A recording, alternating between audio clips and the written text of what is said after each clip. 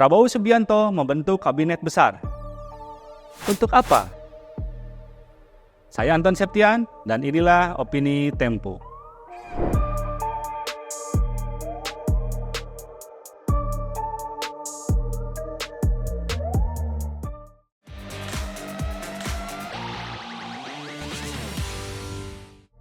Anggota kabinet sudah lama bukan lagi jabatan yang membanggakan. Asalkan punya koneksi, menjadi pengurus partai politik atau berkeringat memenangkan calon presiden pada pemilihan umum, setiap orang bisa menjadi menteri atau wakil menteri. Ada pula kategori lain, yakni representasi golongan tertentu untuk memberi kesan presiden merangkul semua kelompok. Di era Prabowo Subianto, jika pernah menjadi korban pelanggaran hak asasi manusia di masa lalu, Anda beruntung. Keberadaan Anda di kabinet bisa menghapus dosa masa lalu itu. Kecakapan bukan syarat mutlak menjadi anggota kabinet. Memang ada pengecualian untuk pos tertentu, tapi cuma 1-2. Lebih dari 100 orang dipanggil Prabowo untuk mengisi posisi 48 menteri yang dilapis 1 hingga 3 wakil menteri. Beberapa calon menteri disinyalir titipan pengusaha yang mengantarkan Prabowo menjadi presiden. Di posisi wakil menteri, bahkan ada influencer yang selama ini pekerjaannya menggonggong di media sosial jika presiden diserang. Mereka nirprestasi dan nirkompetensi.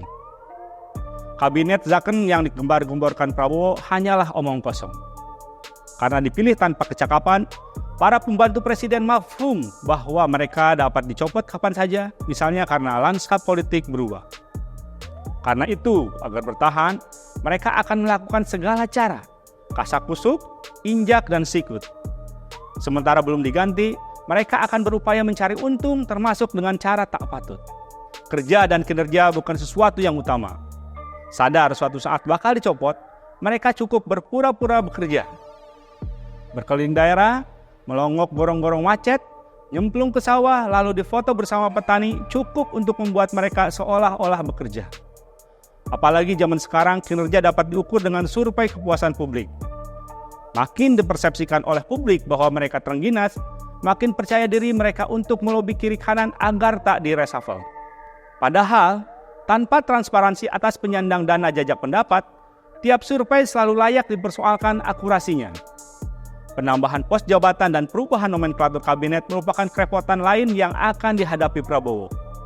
Pada tahun-tahun awal, kementerian akan lebih sibuk berbenah ketimbang langsung bekerja.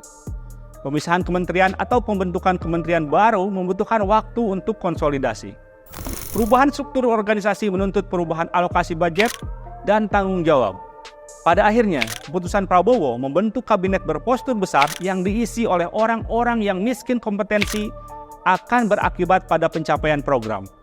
Sukses tak bisa diraih, borosnya anggaran tak dapat ditolak. Yang paling dirugikan tentu masyarakat yang berharap pemerintah bekerja keras memperbaiki nasib mereka. Cara Prabowo membentuk kabinet sebetulnya bisa dibaca dari cara dia menyusun kepengurusan Gerindra, partai yang ia pimpin. Di partai itu, ia menempatkan lebih dari 400 pengurus yang terdiri atas Dewan Pembina, Dewan Penasihat, Dewan Pakar, dan Dewan Pimpinan Pusat. Nama-nama pengurus dipajang meskipun gerak organisasi terpusat di tangan Prabowo dan segelintir orang saja. Di mata Prabowo agaknya, organisasi besar diperlukan untuk menampung banyak kepentingan dan menyenangkan banyak orang. Jikapun nanti kabinet dibongkar, jangan bermimpi kabinet Zakon terbentuk.